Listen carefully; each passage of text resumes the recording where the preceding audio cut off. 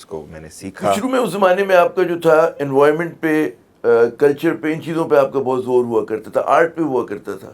آپ نے بلکہ سب چیزوں میں ڈبل کیا ہے کچھ نہ کچھ. کیسا رہا آپ کا ایکسپیرینس؟ پھر میں آگے آتا ہوں، پالیٹکس پہ دوبارہ آتا ہوں. میرا بہت اچھا ایکسپیرینس رہا. جب میں یو ایس میں رہتا تھا، امریکی لوگ بہت کائنڈ لوگ ہوتے ہیں، بہت مہربان لوگ بھی ہوتے ہیں، مگر بیچارے ان کو کچھ بھی نہیں پتہ دنیا کے بارے میں. اچھا. تو جب میں امریکہ میں جب میں امریکہ میں رہتا تھا، میں نے اٹس ناٹ لائک آئی ٹوک انادر نیم. میں تو تھا ذوالفقار علی بھٹو، میں تو ہوں ذوالفقار علی بھٹو.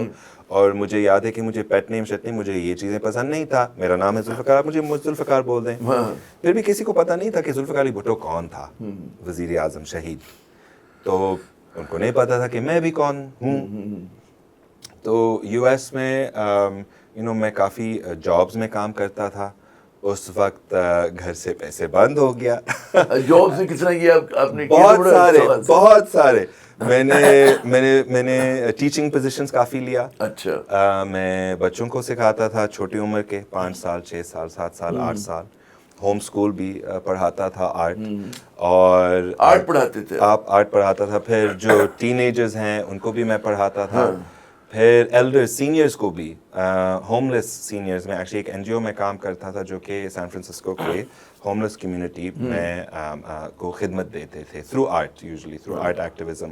اور مزے کی بات ہے کہ میری ذمہ داری یہ تھا کہ میں ان کو بتاتا تھا کہ ان کے بنیادی حقوق کیا ہوتے تھے اور اس میں ان کا ووٹ کی کیا اہمیت ہوتی تھی. اور میں خود بھی ووٹ نہیں کر سکتا تھا یو ایس میں، مگر میں لوگوں کو بتاتا تھا کہ آپ کو یہاں جانا ہے اپنا ووٹ جمع کرانے کے لیے، اور یہ آپ کے بنیادی حقوق ہیں. یہ کینڈیڈیٹ یہ کہہ رہے، یہ کینڈیڈیٹ وہ کہہ رہے، یہ کینڈیڈیٹ یہ کہتا ہے، مگر میں خود کچھ بھی نہیں کر سکتا تھا.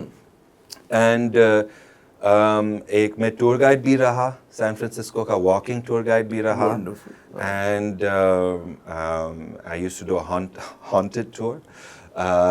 And so I did everything I could because I had to pay. اب یہ راز کی بات ہمیں بتائیے کہ پیسے کیوں بند ہو گئے تھے آپ کے گھر سے؟ کیا وجہ تھی؟